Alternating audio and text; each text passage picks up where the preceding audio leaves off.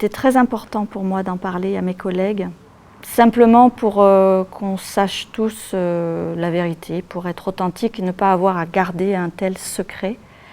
Donc j'en ai parlé très vite, tout de suite même à ma responsable, et on en a informé le reste de l'équipe environ 10 jours, 15 jours après.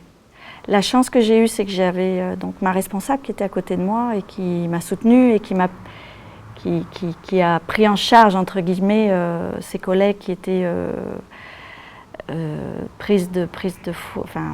surprises et très démunies face à ça. Donc il y a eu celles qui ont réagi de façon très aidante, d'en parler avec moi. Tout le monde n'a pas été capable. Il y en a qui continuent à parler du jour et de la nuit, de la pluie et du beau temps, pardon.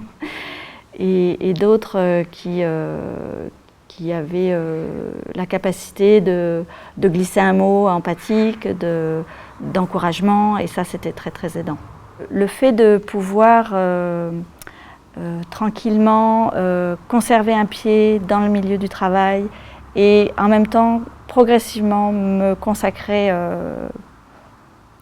à prendre soin de moi, me consacrer à ma santé.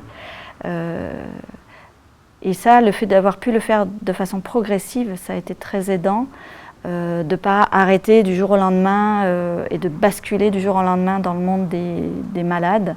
Ça m'a permis déjà, moi, de m'habituer à l'idée et de me rendre compte à un moment que oui, c'était quand même beaucoup plus approprié de prendre du temps pour moi et de vivre cette maladie à 100%. Et aussi, je crois, c'était très aidant pour mes collègues qui ont pu voir que j'étais pas devenue du jour au lendemain une lépreuse et que je pouvais continuer à leur exprimer un tas de choses et qu'on pouvait rester en relation.